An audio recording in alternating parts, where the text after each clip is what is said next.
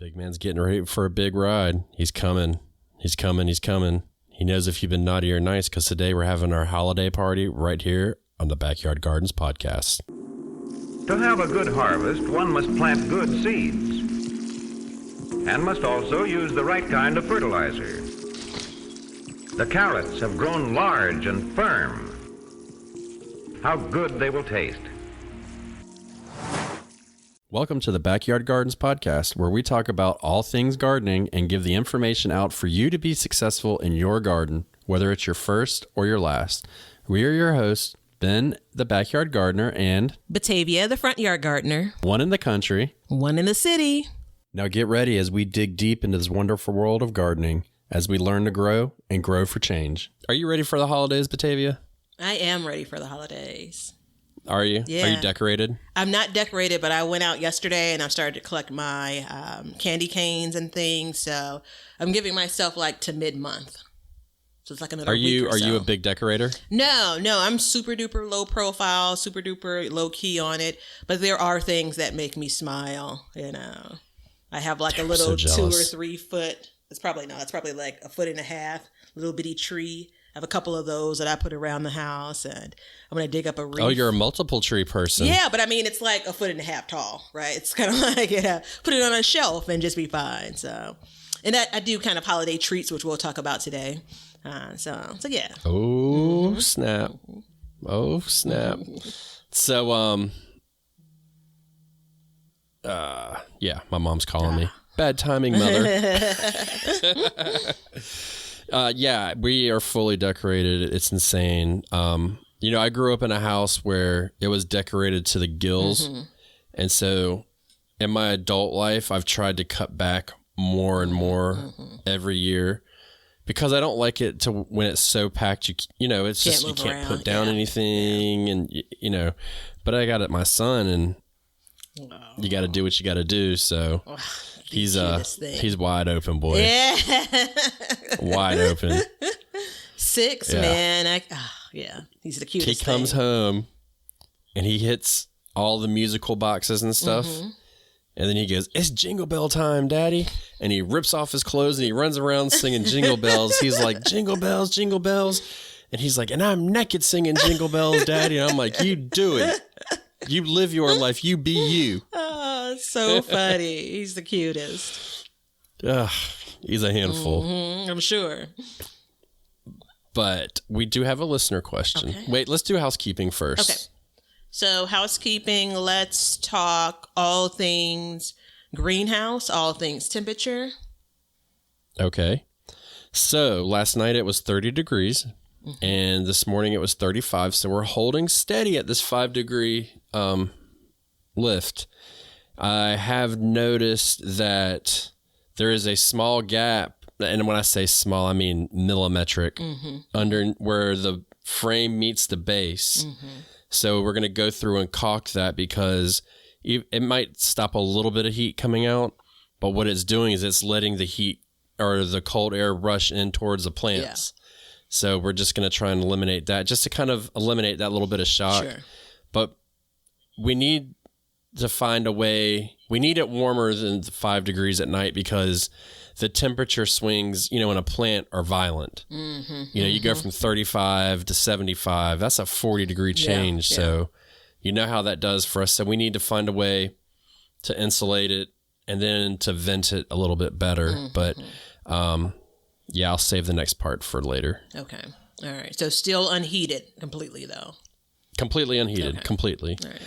Yeah. So I do have one breaking news moment. So this weekend, I was in the garden, but I had earlier in the summer set up some shelving units, kind of almost at maybe waist high, so maybe 3 feet tall is the tallest. And I planned on putting some grow lights out there. And so I was kind of torn between kind of how I was going to approach what was going to be under the grow lights. But for now, I've turned the lights on. And I also have a temperature gauge thingamabob. And so this is baby steps, thermometer? Man. A thermometer? No, I said thingamabob. It's a temperature gauge thingamabob? Yeah, that's what I said. So you're Booby referring to a traps. thermometer? I said I love that you say booty traps now. I love it. I love it. What I I love said. it. I love It's it. a classic movie, man. Come on. So a thing, a mabob, slowing it down just for the closed caption. And I finally found the other part that measures the outside temperature and the inside temperature. So I hung that up. You know, every time I do something like, I'm going to put a nail in the door, and I just feel so accomplished. Like, gosh, I'm just so creative. Anyway, so I hung that up. That's how I get you, though. I feel the same way. Like, anytime I do something, I'm like, win. Yeah, absolutely, right? Like, the squirrels are hanging from it, but, you know, that's beside the point, right? Yeah. So the high for the day was like 36 when I did it. And again, this is inside of an uninsulated garage, right? The racks, the shelving is right at the kind of door of the garage, if you will. So it's right in the outer portion of the garage, or against the outer wall, I should say. And for now, and I haven't checked on it because it's cold, but it was something like that 5-degree swing, you know? So it's like 36 outside and like 41 inside. And 5 degrees, we know is a big deal, though. Yeah, it's an absolute big deal. So we're going to see right now. The only thing I have under there in the garage, there's some herbs that I had from the summer. And so I have some mint, some oregano, some thyme. And it's funny because they've been in mostly a dark garage. So I can see some of them reaching for, like, stretching for the sun. Anywho, I'm still toying around with what I'm going to do there, but I'm going to add my temperature update to our housekeeping. That's the long and short of it. That was really long versus short. Well, you're long-winded. Yeah. We talked about that yesterday when I'm editing and I look at the waveforms and I'm like, damn, I haven't said anything for like 5 minutes. Yep. That's the way I prefer it. I'm just a guest on Batavia's show. That's the way I prefer it. So look, before we really get going, I do want to say, wherever you're listening to us, wherever you're watching us, please leave us a comment, leave us a review. It really helps the podcast. Mm-hmm. And that, all that aside, like, yeah, it helps the podcast, but I just want to hear from you guys personally. I want to know what's going on with you. So, hit us up, leave us reviews, talk to us, let us know what's up. We love you guys, and we just want to know what's going on with you. And I feel something happening. There it is. Yeah. And I'm like, that bell is not as loud as it used to be. It needs to come a little closer. Does it? Okay, how about this? That's what Leonard told me. He couldn't pick it up when he was doing the cut the other day. All right. We shall see at the next bell-worthy moment. I don't know if there's going to be any. Oh, man. Promises. Socks. So I stopped by my mom's house this morning. This is not good. She came out. You know, they're doing kind of a pseudo lockdown. Like, I haven't been to her inside of her place like since early in the spring. So she came downstairs, and as I saw her about to walk to the car, she opened the door. I said, "Girl, you better put some material on those ankles." So she had shoes and socks on, but I could still see, like, between her pants and her shoes, I could see that there was skin exposed. And I had on boots with no socks. However, when I came home, got showered up, got dressed for the day. I was over there super early. I made the move, man. I'm at my indoor sock level now. Let's just say that. That's the first stage. Indoor socks. Yeah, indoor socks. Okay, so you have multiple stages now. So what's the next stage that we need to question you on? Well, the next stage is like just high of ankle level socks. Okay. Right? And that's for outdoors. That's like I'm putting on boots with some material on my foot. And then the final stage is, and I don't think we'll reach this just based on kind of, you know, where I'm going for work and all of that stuff. But the final stage is like full tights, like, you know, and or long jeans. Like that. Yeah. Well, I've moved on from the like calf level sock, right? So that's what you have on. So that's like. See, as a man, I can't really pull off tights very well. It just doesn't work, So yeah, it was. I mean, it's been one of my favorite cover points, man. So tights would be a layer. And then in the uber cold days of, like, you know, standing on a train platform in the windiest of windy cities in Chicago, it would be long jeans on top of tights. Obviously under long what? Long jeans. Oh, that's what they call them for women. That's what I call them for women. Oh, yeah, I like it. Okay. Yeah. I'm not the originator of that. Unless there's some gift behind it. In my mind, you are. Yeah. In my mind, you are. Pay me in tacos for it. Okay. I'll do it. So we're ways off of like the polar vortex tights as well as, long jeans. Right now, we're just hovering over, I need to get my bottom half warmed up before I can proceed.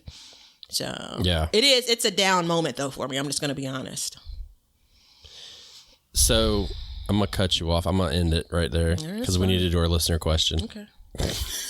We could spend the rest of the episode talking about tights. Well, I mean, it could get dark, man, because it's a downward slope, It is, and we're supposed to be having a good time. This is true. So, this is from our YouTube channel, Backyard Gardens, and the question is, fertilizing ideas input requested for Swiss chard and butter lettuce, raised beds. I think she means they're in raised beds. Mm-hmm. They are currently growing in my outside garden and doing great in zone 8B. Mm-hmm. So I love a good butter lettuce, man. Yeah. I don't know how often I've had a butter lettuce. I do know how often I will have a butter lettuce, but I don't know how often I've had it. Mm-hmm. So, but yeah, so fertilizing. All right, fertilizing. I'll defer to you, Mr. Even keel, do all things that gardeners should do. Because I'm a wild child. I'm just kind of like, did I water this month? And that's it. That's all, right? Yeah. So I would ask, what do you think the purpose of fertilizing is for her in this moment? So, well, there is this is like 15 episodes in one, really, in one question. But first of all, I said if you don't have any kind of issue, just use a well-balanced fertilizer once a month, meaning the numbers at the bottom of the bag are the same, 10, 10, 10, 5, 5, 5, 20, 20, 20, something like that. Just meaning that all the key nutrients are equally spread out. And then you just apply that. So there's a whole bunch of stuff going on here. What did you ask me? Because I want to break it down. Yeah, I was going to ask, what's the purpose of fertilizing now in December in zone 8? Right, because I think that it differs depending on the time of season it is. Well, so things are still growing. Mm-hmm. If you're growing something, it still needs to eat. Mm-hmm. It still needs those nutrients. So what we usually do, and especially in the fall, if you think about it like this, like most people, well, first of all, most people don't start growing something in the fall. Mm-hmm. So you've grown at minimum through the summer. And then you've planted in that bed. So it's probably a little bit depleted at this point. So that's where the fertilizer would come in. And if you're using an organic fertilizer, which I recommend to do, but I don't really have any issues with somebody not using an organic fertilizer. An organic fertilizer has to decompose a little bit before it starts to feed. Okay. So the benefit of that is it's safer. It's not as easy to burn. It's a little bit more slow release. Mm-hmm. The downside of it this time of year is it's not fast acting. Mm-hmm, mm-hmm. So, each day it gets colder and colder and colder and darker and darker and darker. Yeah. So you might want a little bit beforehand, and that's where your liquid fertilizer would come in because those feed instantly. Mm-hmm. Organic or inorganic, they're directly available to the roots of the plants.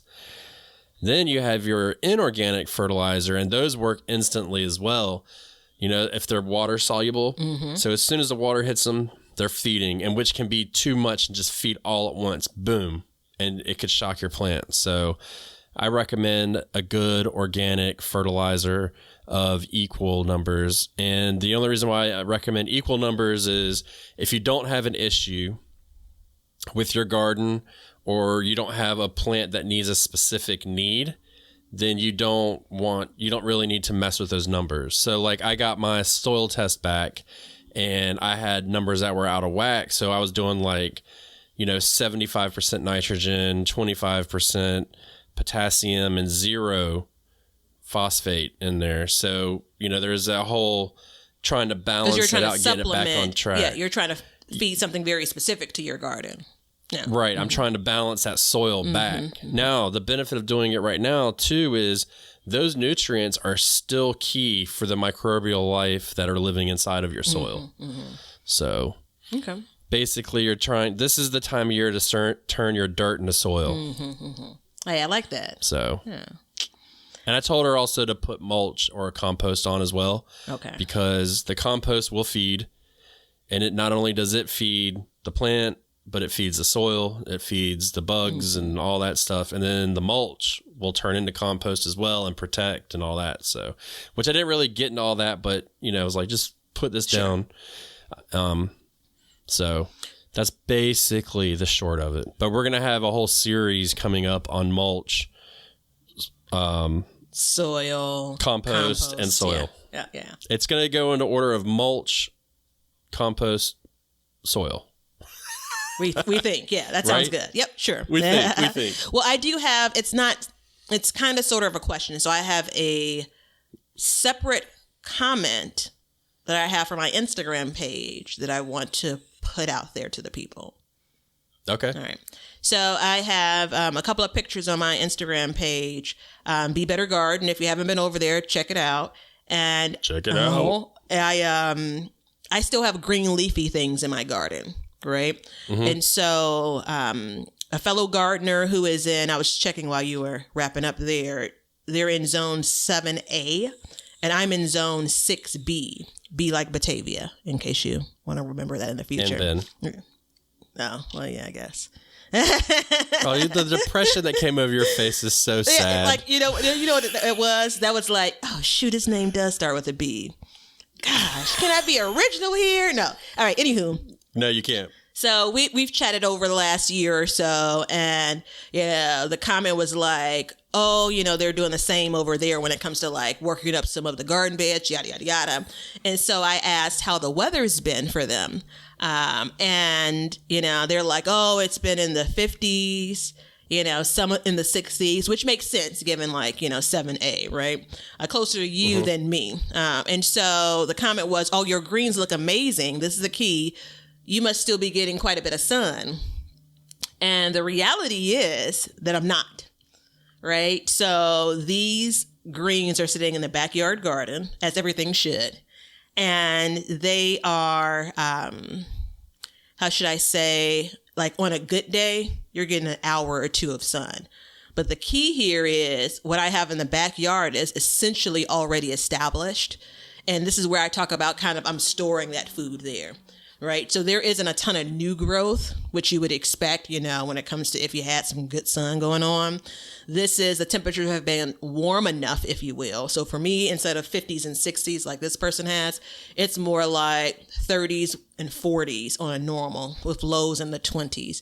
But these veggies, collards and Swiss chard, I have some kale and things like that. They're doing okay. There's some wilting because, cold is cold, but they're bouncing back when the temperatures go up. So, but I don't see like, a bunch of new leaves, if you will, right? Because temperatures aren't warm enough and or I'm not getting a ton of sun. And we know these don't need a ton of sun, but I'm talking about like, it's a blackout in my backyard. Yeah. And I mean, so first of all, I just did a whole video on YouTube just exactly about shady spot vegetables. Yeah. So check that out if you have any questions about that. But, that's the same thing I have. Now, the difference between you and me is mine were not as established before the sun got low because of the heat. Yeah. And that's why having a fall garden where I am is extremely difficult. And every year, it never fails. I go into it and I say, I'm going to have the best damn fall garden I've ever had. And every year I have the same shit happen. And it's like, damn. Yeah. You know what I mean? It's like, it's 90, 90, 90, 90, 90, 90, 60. Yeah. I'm like, and then it goes 90, 90, 90, 60, 99, and and it's like, I can't get anything established. I put it in, it bolts. I put it in, it bolts. Yeah. So, I think there's something to be said about that too. Yeah. And I mean, this is the longest I've had things actively grown, not growing, but grown in my garden that still are edible. So we're like, in the second week of December. And to be quite frank, it's not anything that I've done necessarily. Well, sure, I did transplant things in September, which is huge, right? I had, active transplants that I put into the garden. But we've also had some pretty mild weather. Like last year, this time we'd already had a snowstorm, like a real snowstorm, not like a dusting. So I think that I've just generally benefited from that. But yeah, I mean, I think that I just love the question even about the sun, because that's, you kind of think about, well, how is stuff still growing? And I didn't get close enough to show like, no, these are leaves from, 2018. No, I'm joking about that. But yeah, the difference between, which we've touched on, plants sustaining themselves over the temperature change versus plants growing, so. Yeah.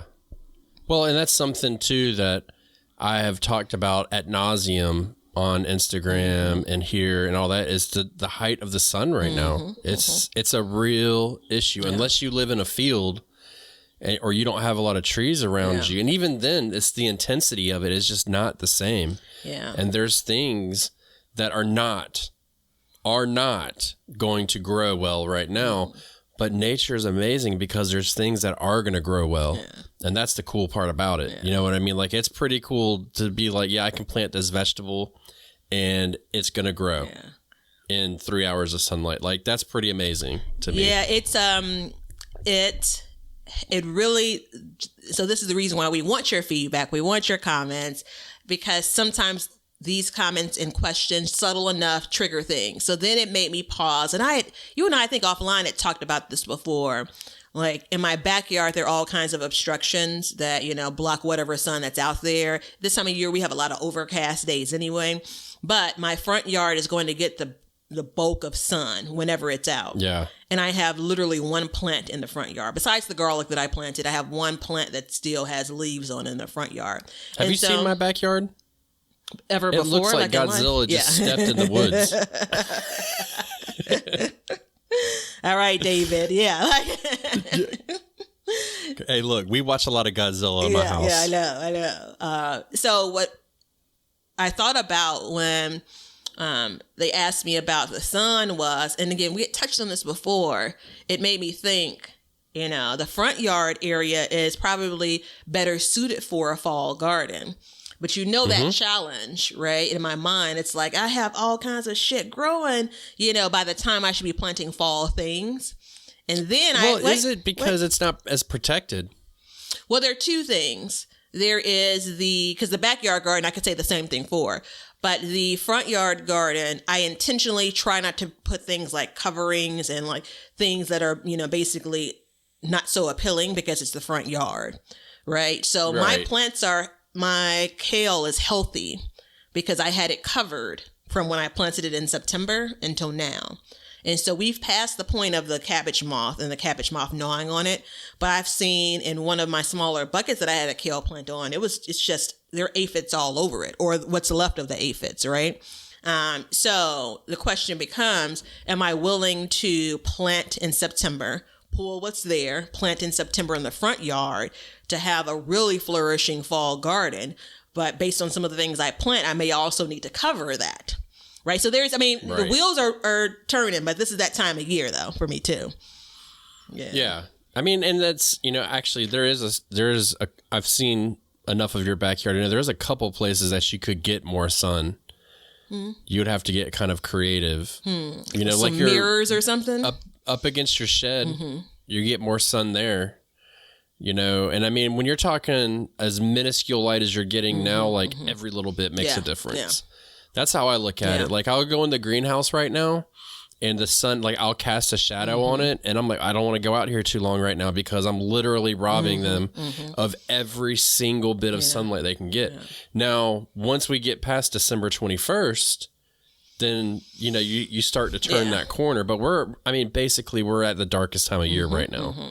So, once we get to like, January, basically to where we are, if we say a month from now, after we've turned that corner, then it's not that big a deal. But right now, like, I am conscious of it. And I don't know if it's like me just being stupid and being like, crush my plants and steal all the sun from them or what, you know what I mean? But yeah, but it's kind of because the sun doesn't get high. It stays real low. So hang with me here. In the greenhouse, in the front, I have seedlings that are right in the front. And they're smaller kale. They're not getting any sun because they haven't broken that barrier of the base of it yet. Yeah. So they're having a really hard time coming up. Now, once they get up, it'll be different. They'll get more sun. But like I go out there, I'm like, damn, y'all ain't getting no sun. And it's like the brightest part of the day, you know? Yeah, so. There may need to be an adjustment where they're indoors because those are starter plants. You started those inside, right? Or did you direct sow those seeds? No, I direct sowed them out there. Oh, okay. That's interesting. Because remember, the greenhouse is all just a test this year. I'm not... Yeah, I was thinking that if you started them indoors, that you leave them inside a bit longer. But okay, we can tackle that another time. I think, though, for the front yard garden and the idea of do I want to kind of add something there in the future, I also have to be very realistic. Like, I've had a successful year in general. I've had a successful fall garden so far. I've already mentioned that November and December has been so far mild for us. But the reality is you're spot on when it comes to turning that corner once we get towards the end of December and January. But guess what comes with that for us? The coldest of cold weather, right? So it's like, I'm pushing the edge, right? But let's just be realistic. January for me will probably look very different than today looks, so yeah. Just collecting information and thinking thoughts. That's all we can do, man. That's what we're supposed to do right now, right? Yeah. Did you not listen to the last podcast? The winter checklist, check it out if you haven't been there because we break that down. I should listen to that. Exactly what we're supposed to be doing. Yeah, you should. You sat in on it. Okay, when I listen though, I'll be sure to write a review. Yeah. So, look, what are you doing for the holiday? What is your plan right now? My plan? Because we're gonna do like we did for Thanksgiving. We're gonna have like another little mini holiday episode, a short one. So I'm curious to see how your plans change between now and then. Yeah, right? Oh, this is the setup, right? So my plan now is the week of Christmas. I am going to get elbow deep in my holiday treats, packaging them up, making them those that need to be made.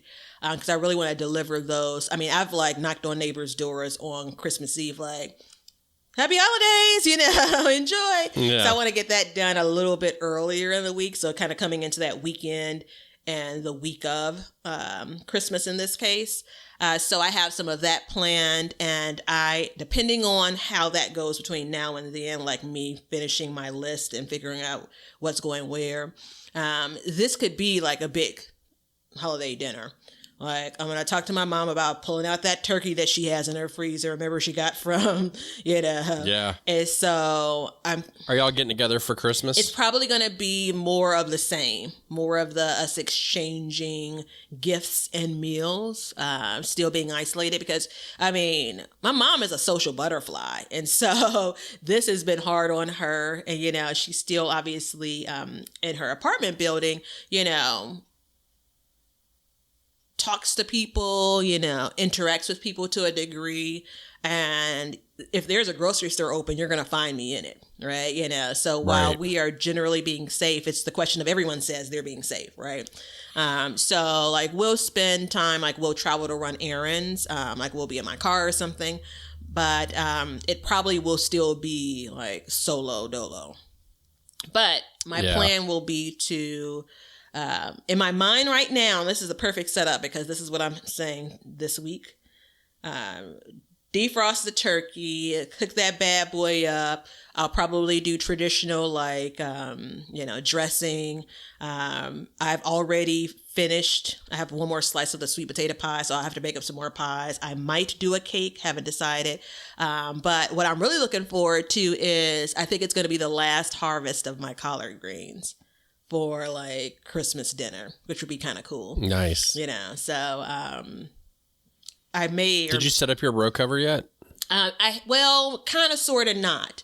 So I did move the containers that I was growing the kale in.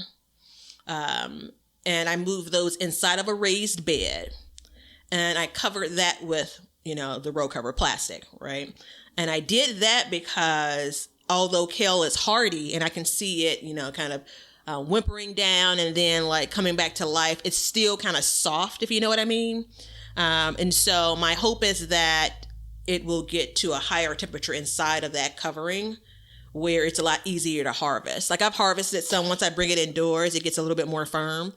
So that's my plan with that. The collards, I plan on, going bare. Like I'm going to take all of the leaves off. I'm going to pull the plants, which is related to some of what we talked about very briefly with, what's the white spot thingamajig?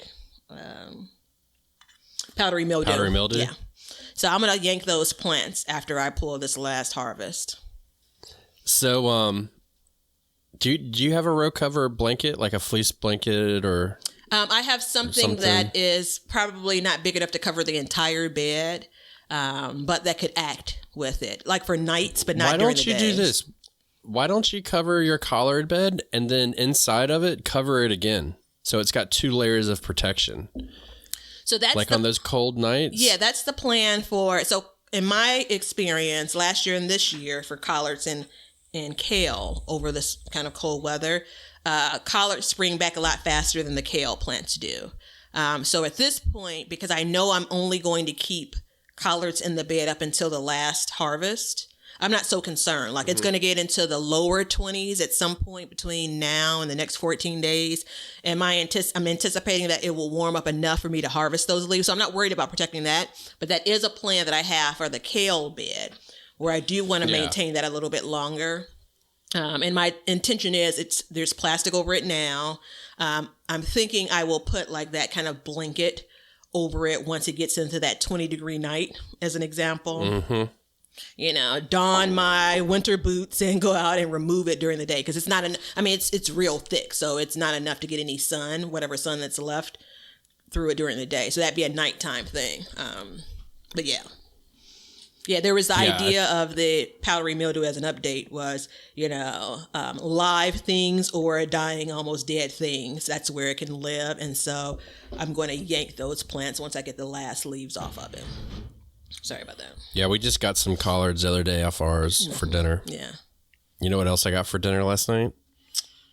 I got an MF and parsnip, son. Yeah. Something you can't get around here. I still don't understand the why. I don't understand either. Yeah.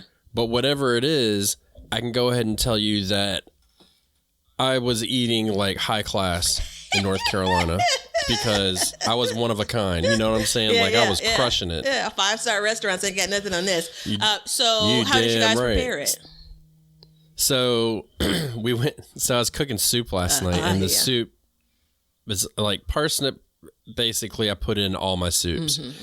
And I went out, and I was like, shit. I was like, I don't want to go out there right now because it was all cold and rainy. It was like one of those misty nights. Yeah. And it was like 38 degrees. And I was like, ugh. And I said, David. He goes, Daddy, yes, Daddy. Because you know how he says my name twice. I said, I got to go out to the garden. He's like, I want to go. And I was like, you sure? He's like, oh, yeah, I want to go. Can I hold the flashlight? And I was like, yeah, let's go.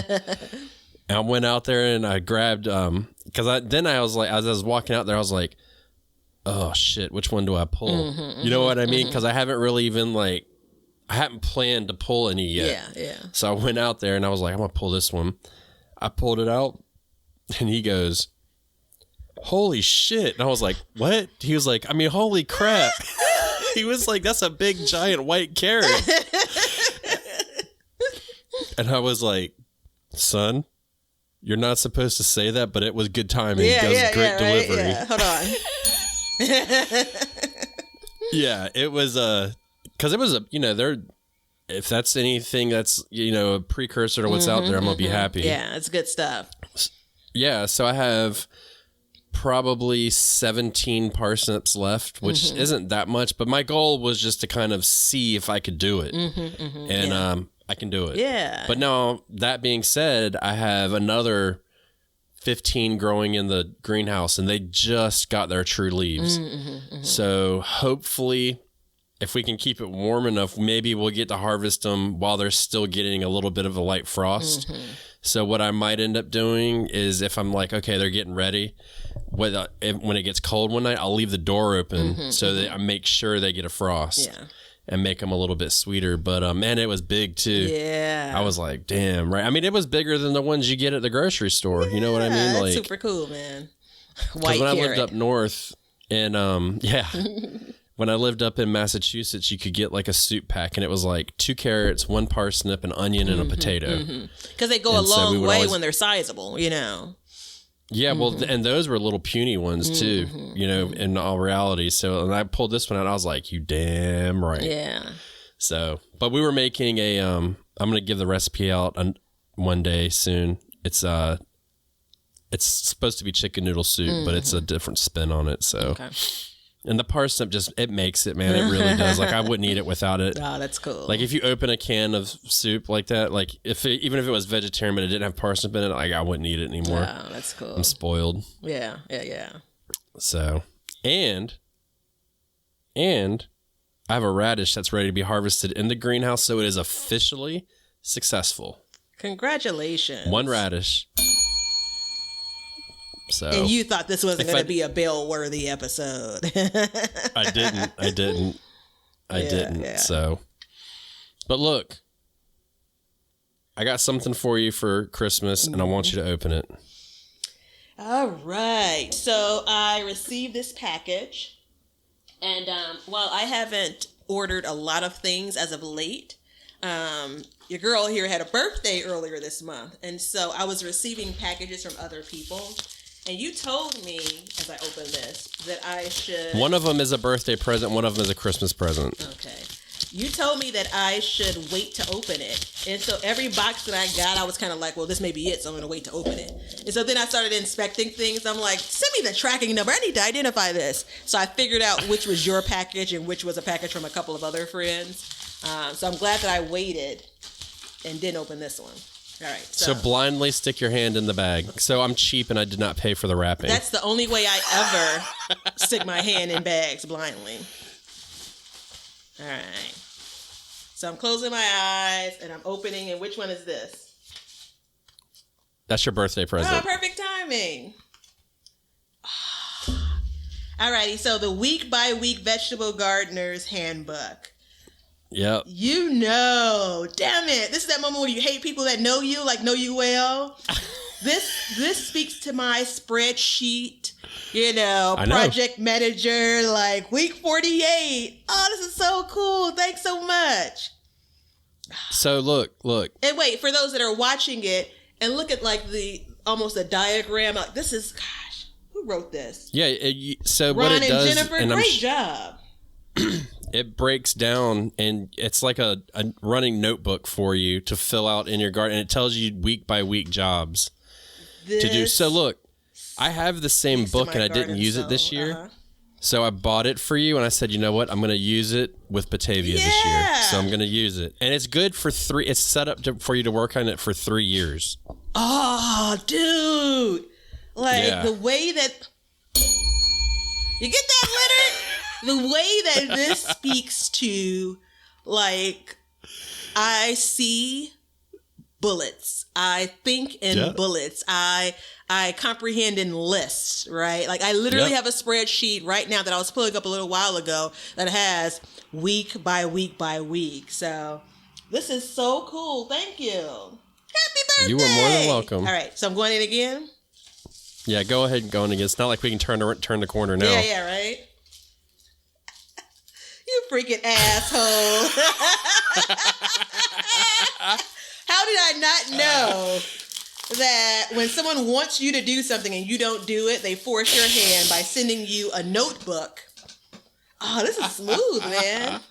Did you know that it felt like this? Yeah. Yeah, this is like velvety. Yeah. And floral. I figured if there was a slight chance that after a year of arguing about it that you would actually do it, I'd have to get you a nice one. And because I'm such a stand-up gal, like I can't accept this and then not use it. So you're freaking forcing my hand. I hate, but I love you for it. That's very thoughtful. Thank you. I'm going to add this to my review of this episode. I'm going to give you the sweet and sour presents. You get the sweet one, then you get the sour one. Oh, man, this is so cool. Do you see like the texture of it? Yeah, and the flowers, and it's pretty. Yeah. And it just in case I get confused and I want to call it something different, literally has notebook on it. Like, what was I calling it? My Post-it notes. Yes. Oh, do you see? I'm putting it right here to the side where I have plant set as well. And that's where it'll be next year, and I fully expect that. I'm so glad that I waited to open it. Yeah.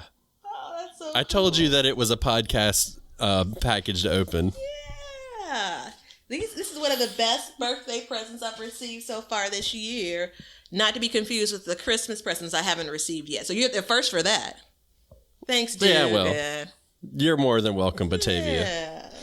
I'm so glad that you haven't tried to kill me yet over the notebook, so. Oh, no. I mean, so this is the moment where I'll use it.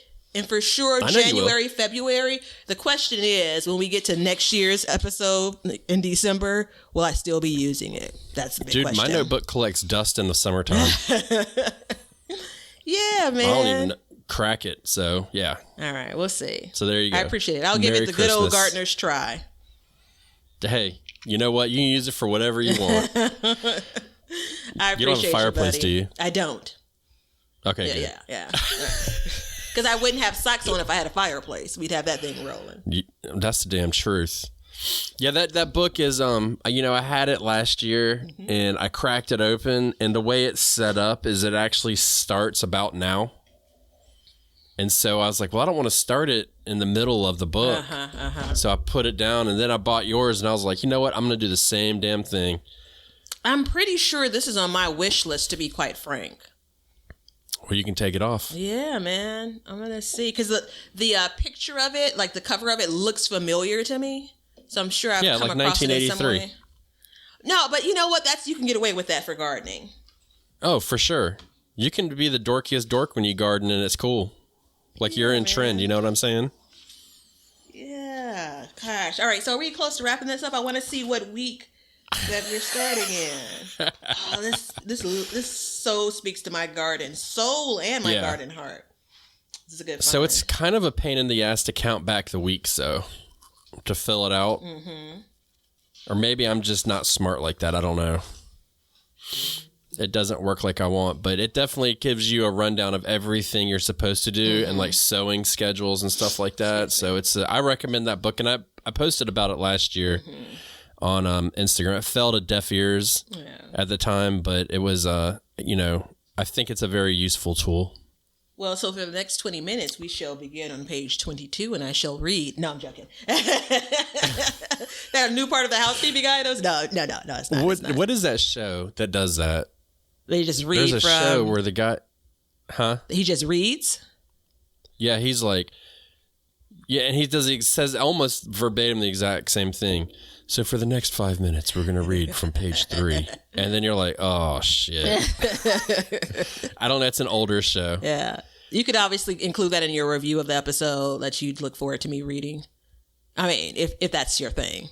That's the audience I'm talking to. So the first time I went to New Hampshire when my wife was living up there, this is years ago. And you have to understand, from North Carolina, you don't know about New Hampshire, Vermont, or Maine. Like, those don't ever get spoken about. Everything stops at about Boston Tea Party. Okay. And then that's it. Like, that just doesn't exist. So I went up there, and my wife was like, let's go for a ride down to the beach. And I was like, okay, sure, we'll go to the beach, because I live at the beach. So, I have my own thinking. And the beaches are on cliffs there. And we sat on a cliff, and she was like, I have this book of poetry. I'm going to read it to you. And I was like, okay. Wait, and it was really cool because you were dating then? Or were you married already? Yeah. Okay. We weren't dating long before we got married. Okay. So the day I met her, I knew I wanted to marry her. So it didn't. So I was like, yeah, go ahead, read to me. Whatever. I got to get this ring on your finger. But we sat there and she read to, and I thought it was really weird at first. And then I was like, this is kind of cool, man. I'm sitting up here on a cliff at a beach listening to this. And I was like, oh, wait, it's freezing ass cold. I got to get out of here. I've not seen it, but it sounds like that's a scene from the movie The Notebook. I don't know. Yeah. Maybe so. Should be. You know that movie was filmed here where I live? No, I didn't. Yeah. No. There's no reason for me to know that, but okay. Yeah, there's not. That was a good movie, but I cried. Oh. That was the first and last movie I ever watched by him. I may have to watch it just for that. That's a depressing night if you watch it. That movie's sad as shit. Yeah. Well. I'm all set on that. So. All right. So. But yeah. So for me, for what we're doing for the holidays is we're actually doing the same thing we did for Thanksgiving, more than likely, because my family had the bright idea at Thanksgiving to get together with 20 people. Oh. And 2 days after Thanksgiving, somebody tested positive for COVID. And I was like, see, I told you. Yeah. So we have like these rules set up. And we're like, you have to go get tested. Then you have to quarantine after you get tested until you come to the house before we can be together. So yeah, I don't think anybody's going to do that. So we're going to have a nice, quiet holiday. Yeah. To note, though, as a benefit, because it's a senior building. I mentioned this before that my mom lives in, and although she's a young, spry senior, they're doing regular testing now. So there is some comfort in knowing that. Yeah, so that's cool that they're doing that. Yeah. They had a case within the building, and so since then, they've stepped things up. And you're talking about people that are of senior age, like 65 upwards to closer to 100. So they have it's a pretty large building, really nice amenities and all of that stuff. Did you hear about that dude that was like 104 and just got released from the hospital from having COVID? No, I didn't. My man, pots and pans, he's gonna make it. You know what I mean? Awesome. Like that's a strong individual, man. Yeah, I did see a woman that was near that age. I can probably do the math, and she was like a baby with the 1918 flu. And here so she she's 102. is. Yeah, I guess so. 103 or 4. Something like that. Yeah. And I'm pretty sure I could be remembering the story wrong, but I'm pretty sure that it's like she survived, influenza, the bad influence of 1918, and also, COVID. Because I'm pretty sure she had been diagnosed with it. So. You know what? She survived.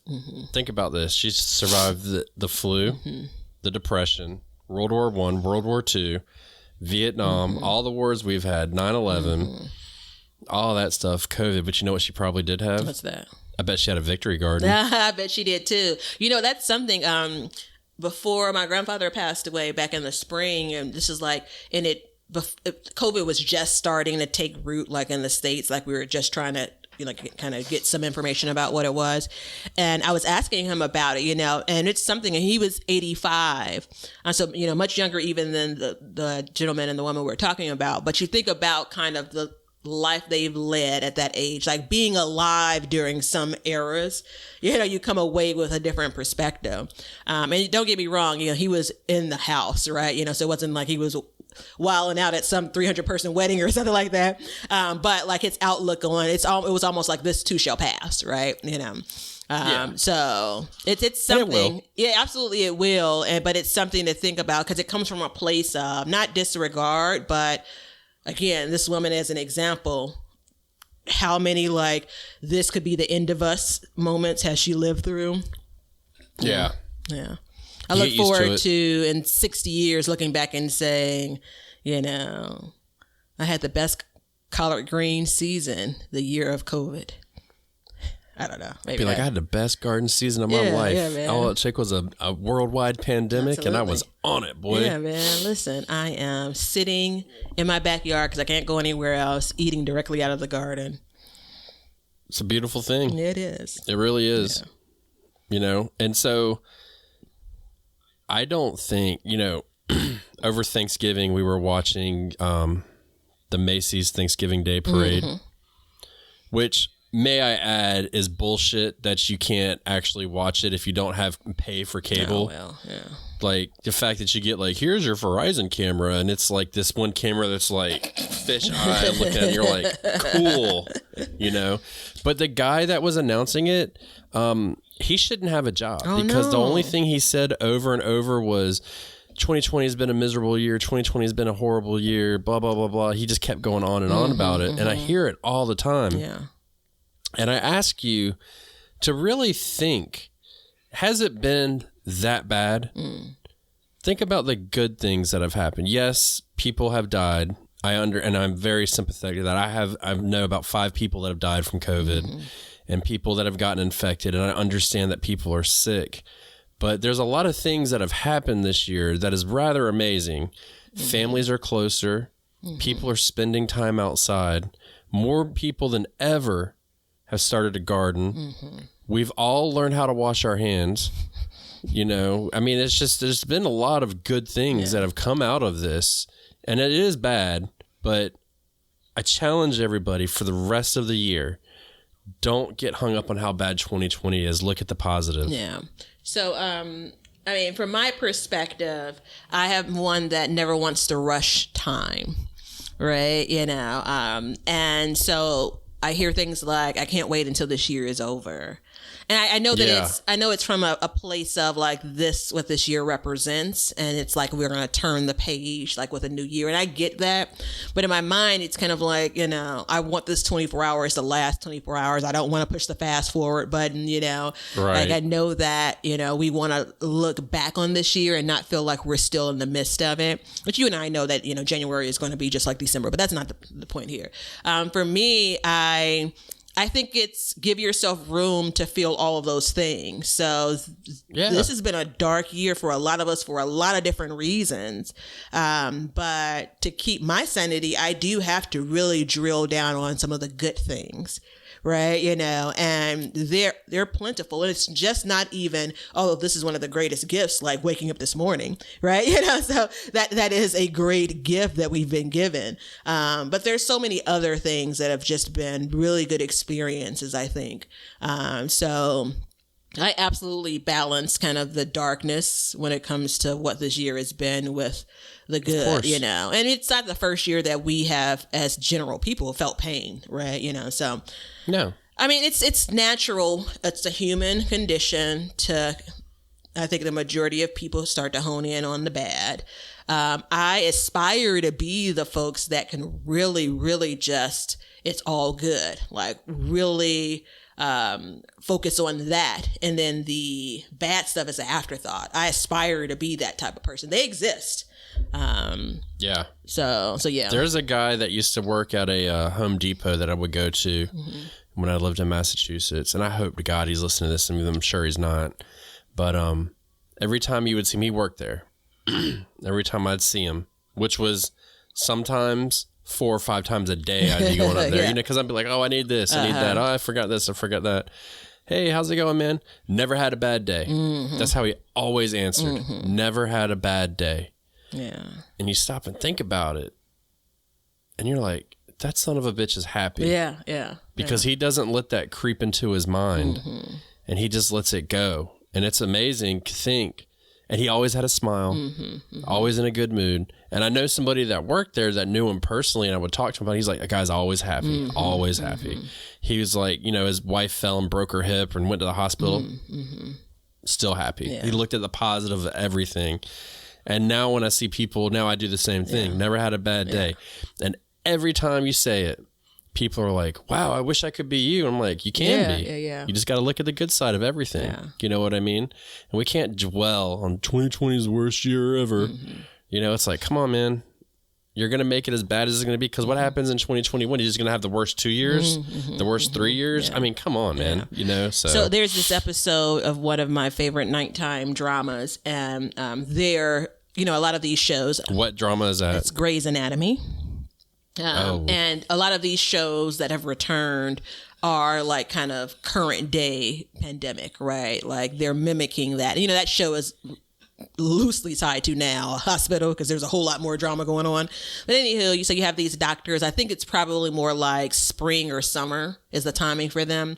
But anyway, there's a lot of tragedy, right? Obviously, it's a lens into what some people have experienced. And there's one character, and gosh, he's so good looking, as an aside. But he it's always the guy with the blue eyes. I don't know. He has blonde hair. I think maybe blue eyes. There's like one person that I know on there that's like, jaw. I don't really watch that show at all, actually, but I know there's like one guy that Mick something. No. All right, let's not focus. Yeah. So anywho, he is one of those characters where it's like you're looking for the cracks.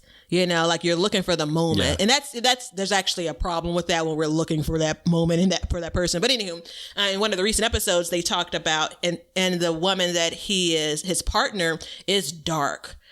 She's been through a lot in her life, and she feels all of the things when things go bad. And so he's smiley. And I mean, it's kind of hard to be angry at someone that's that good looking. Okay, I'm sorry, I'm getting off track. Anywho, one of the comments that he made was... Don't obsess. Yeah. Don't obsess. Yeah. And one of the comments that he made was, he had, childhood cancer. And he was like, he said in the better part... And again, obviously, I know this is not a real person, but in the better part of a year, he couldn't, as a kid, like 11, couldn't get out of the bed. Couldn't drag himself out of the bed. And so, long and short of it, he decides that the only way he can cope is to absolutely focus on the positive.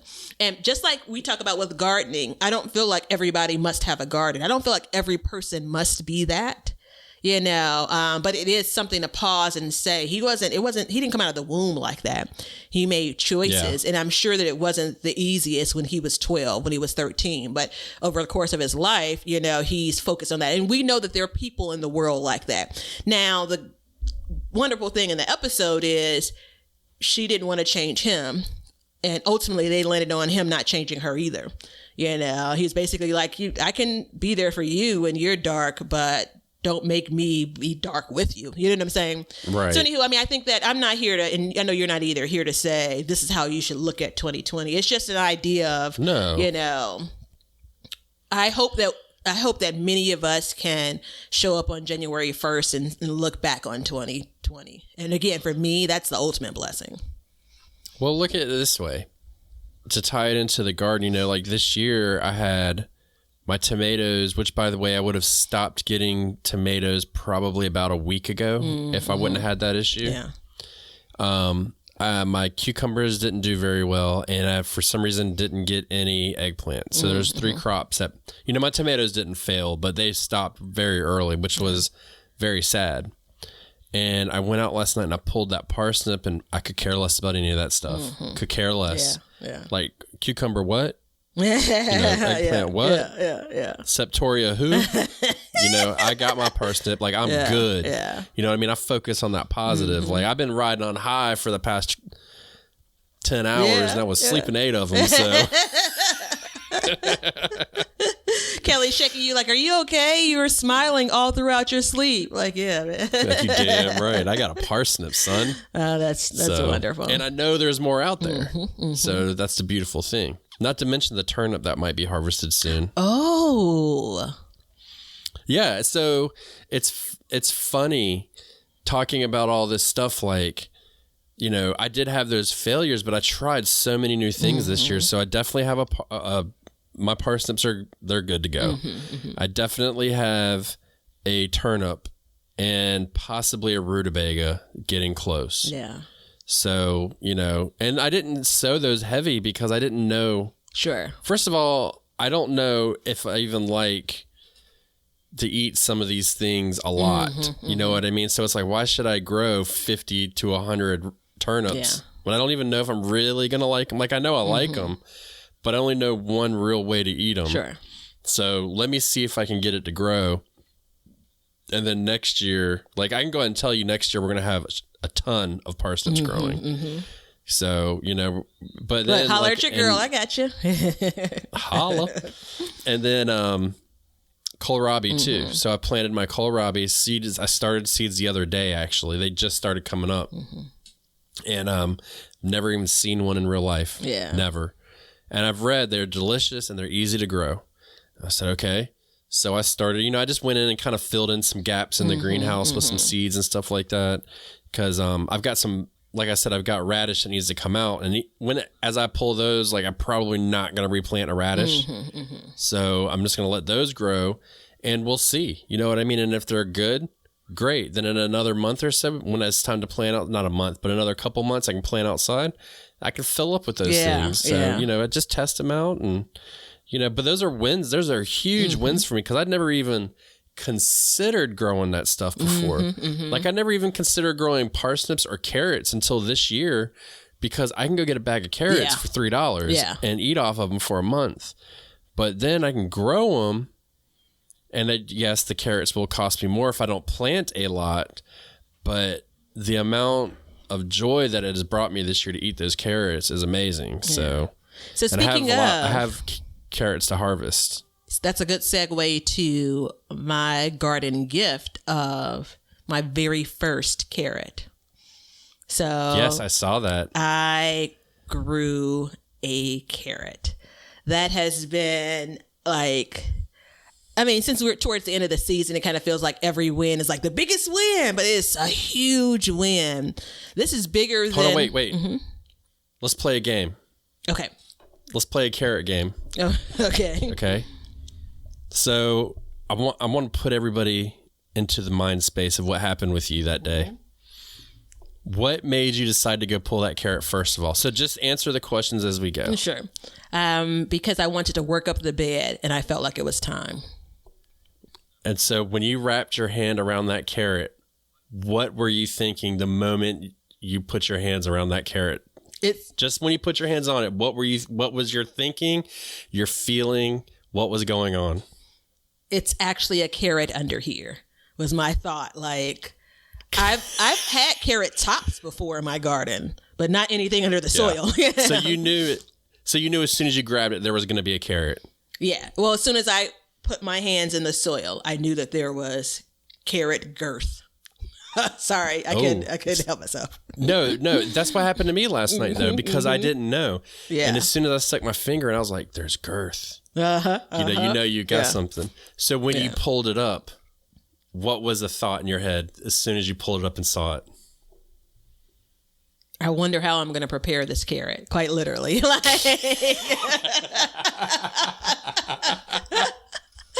I was going through my mind, like recipes that we've shared, recipes that I've heard, like it's going to be a whole production, man. Yeah. I mean, it's huge.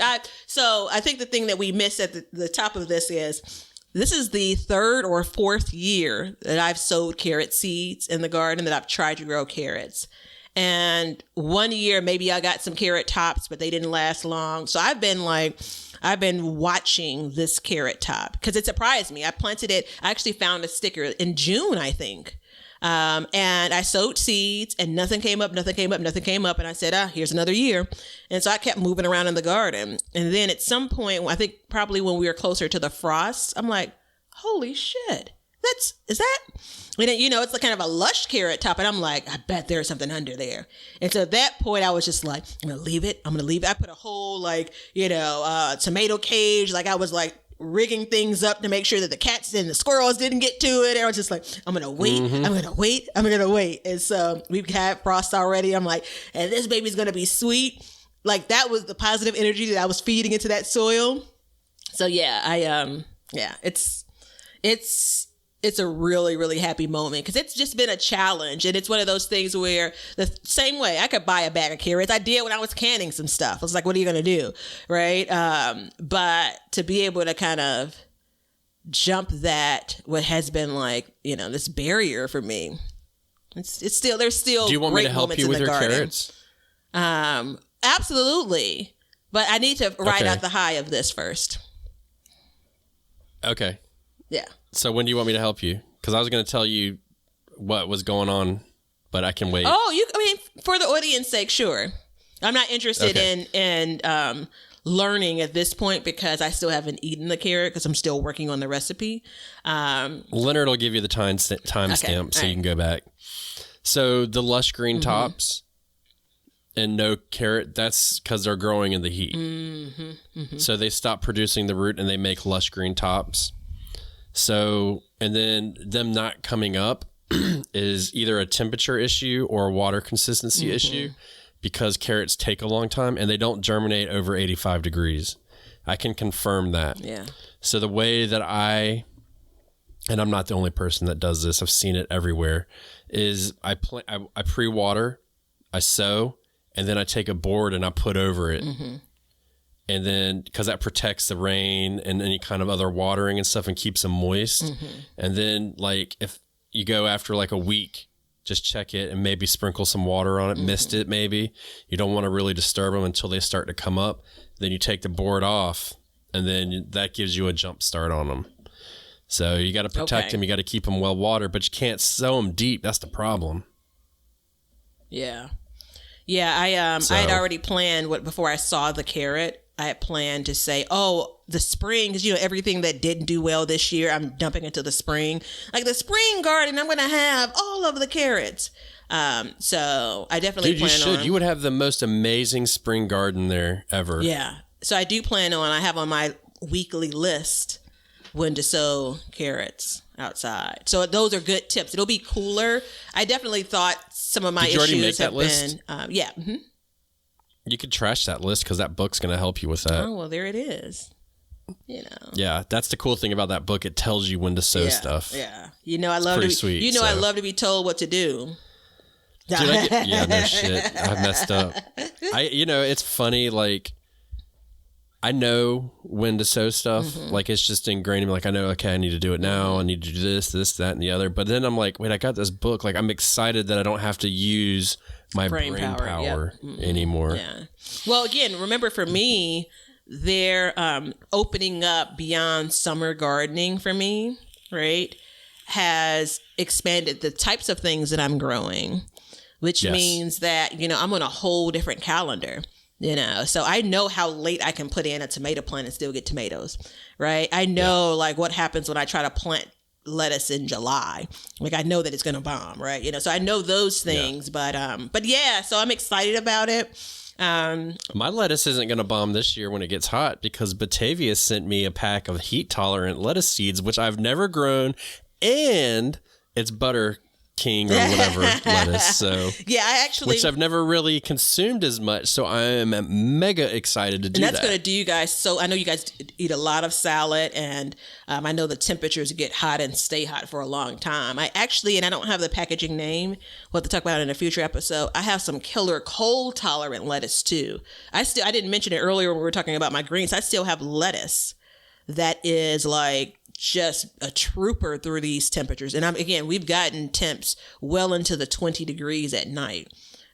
So like I need to look up that name and buy all the seeds. I know. Don't buy all of the seeds. They don't last forever. But it's done so well. Just raise them. Just let some bolt. Get some seeds. Yeah, we could talk about that later. We will be talking about that later. Hungry. But for right now, we need to talk about the recipe of the day. This episode is proudly brought to you by San Diego Seed Company, a company that is dedicated to providing organic heirloom varieties of seeds for your small urban farm. That's right, you heard me. You are a small urban farmer. You provide food for your family and share with your neighbors, and they are dedicated to providing you with the best seeds for a bountiful harvest. Check them out at sandiegoseedcompany.com or on social media at, you guessed it, San Diego Seed Company.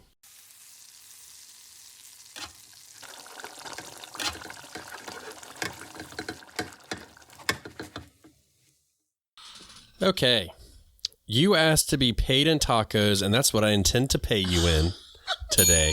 Not only am I going to pay you in tacos, I'm going to pay you in potato tacos. Oh, dude. I promise I'd bring the heat, and I brought it. This is my third present. Oh, I have. It is. It really is. I have leftover pizza and a salad, lettuce and tomatoes still for my garden, and onions, which I haven't talked about at all. But anywho, gosh, don't change this game. Don't change the game. Okay, all right. And so, as a matter of fact, everything that is used in this recipe that is vegetable-wise it is very doable to grow yourself. I love it. And as a matter of fact, you may have grown it this year. Okay. So, all right.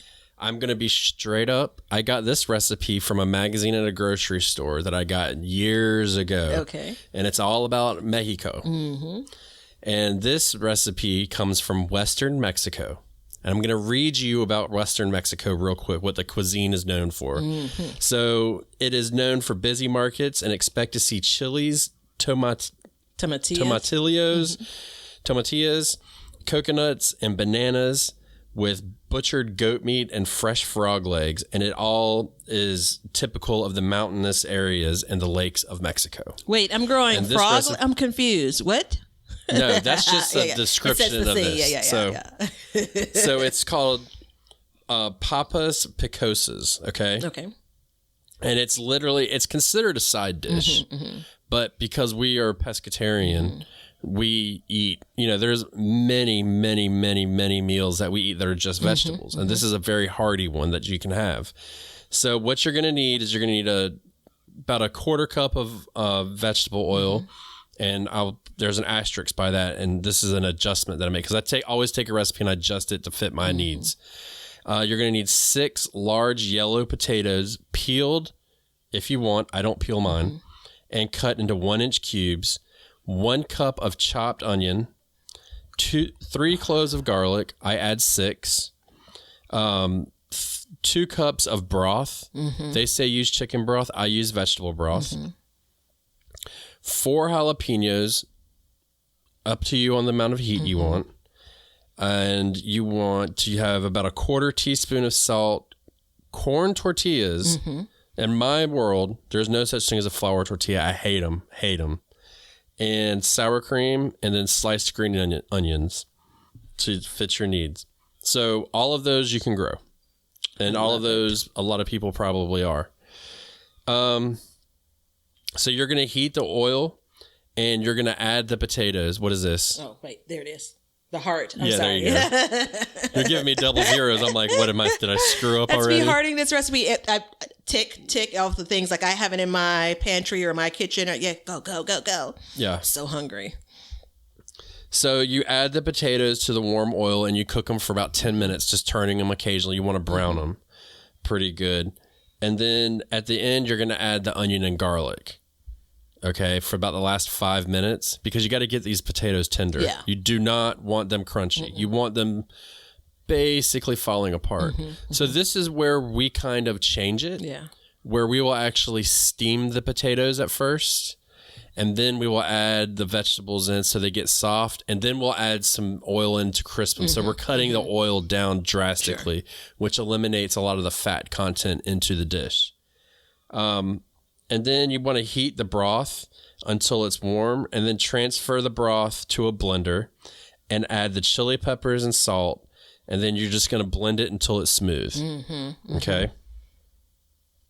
Then you take the broth mixture and add it to the potatoes in the same skillet and reduce the heat to medium and simmer uncovered for about 15 minutes until the potatoes are tender and the liquid is reduced to almost nothing.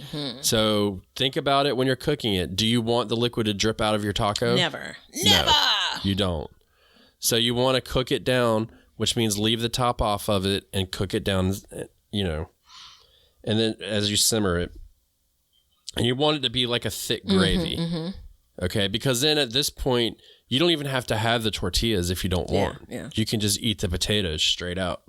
And then you just put them on corn tortillas, which I take and I heat them up in my pan, because it changes the flavor of them and it thickens them up. And then you serve them with the potatoes, sour cream, and the green onions. Oh, that sounds wonderful. And that's it.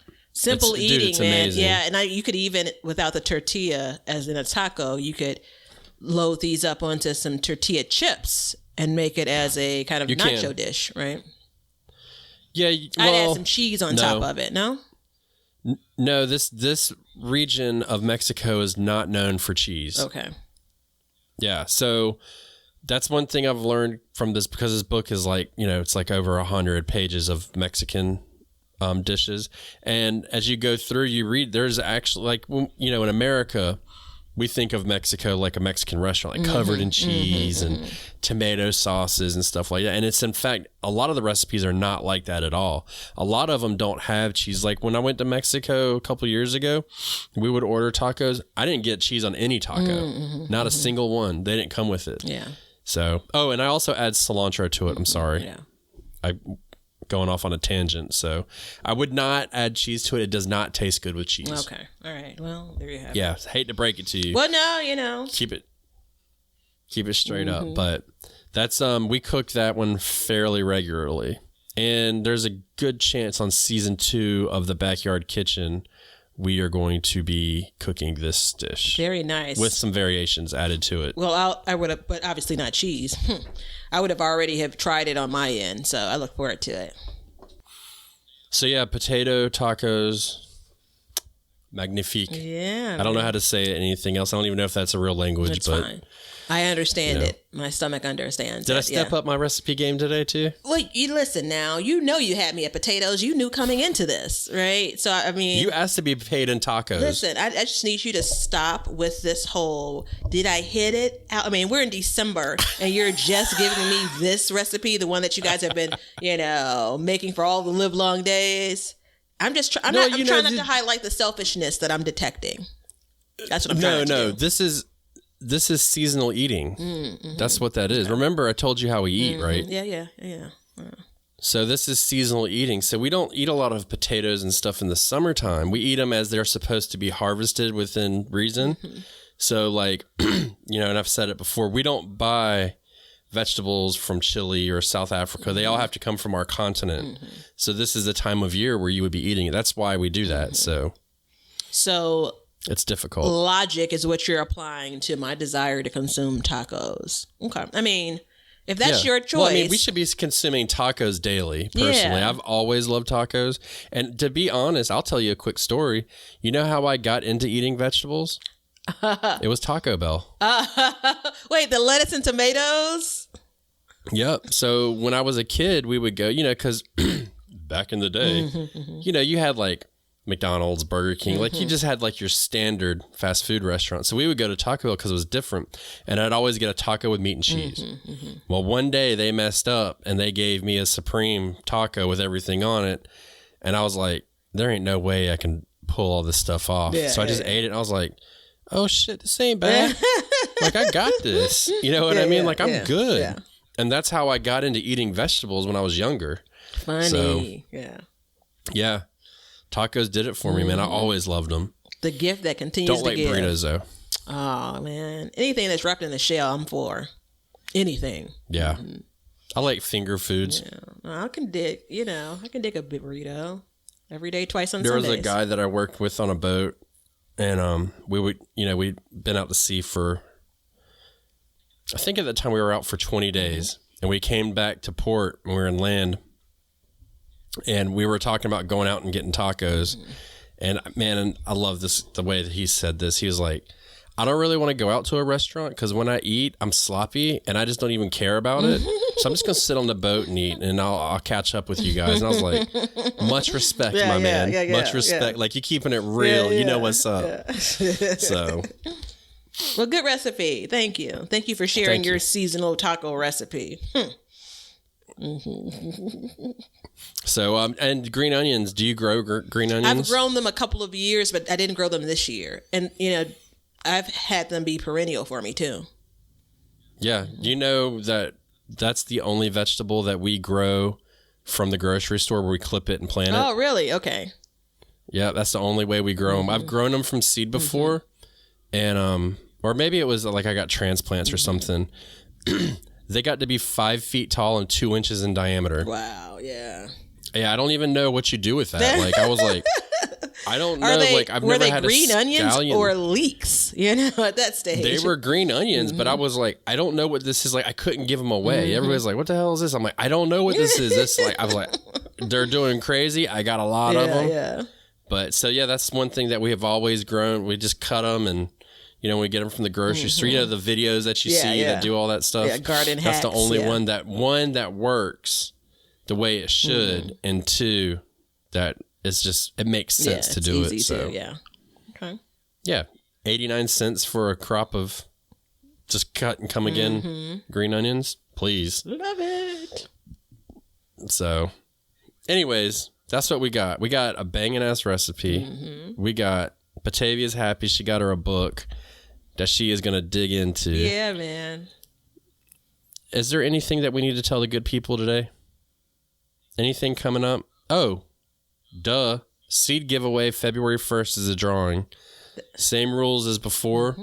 This is going to be geared towards a spring garden. So head over to the backyardgardenstv.com and enter your email address, and we will pick you at random. We have just gotten our last winner her seeds. They should be there any day now. And please sign up, and we will send you a newsletter. We've got our winter newsletter coming out next week. 2 weeks. Is that right? I can't remember. Yeah. First day of winter. So we're about a week and a half Which from that. is- Oh, dear goodness. I can't believe you brought that up. December the 21st. Yeah. December the 21st, which happens to be the shortest day of the year. Here it is. So we will get that out to you guys, and that's our big thing. And leave us a review, please. A comment. Let us know what's up. You know, if you want, tell everybody that Darth Vader rules and he's not jolly. That's what my shirt says, you know, if nothing else. So, and keep it real, man. Yeah, man. And we'll talk to you guys in a week. Same bad time. Same Tell bad them channel. something. Tell them something. Listen. Tell them something good. Tell them anything. Listen, if you Final are like statement. me and you have transitioned to socks, don't be disappointed in yourself or your life. We will see warmer days. So that's my message. The air you breathe is not sour. Just be happy.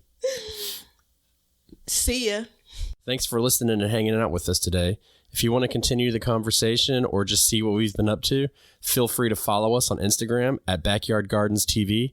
And we'd love to see your gardens and what you've been up to. So tag your photos with hashtag BYG Podcast, and we'll share them and help you out with whatever kind of issues you have. We love seeing what you guys are doing. And if you want to see some videos that we were producing, you can follow us on YouTube at Backyard Gardens TV. And we'll be posting clips and podcasts and recipes and vlogs and greenhouse stuff and all that good stuff. Everything to keep your garden soul happy. So head on over to our social media pages and give us a like, a follow, and a subscribe. And until next time, learn to grow for change. And we're going to call this one a wrap. Now you know why people feel like celebrating at harvest time. All over the world, people have feasting and good times when the crops have been gathered in.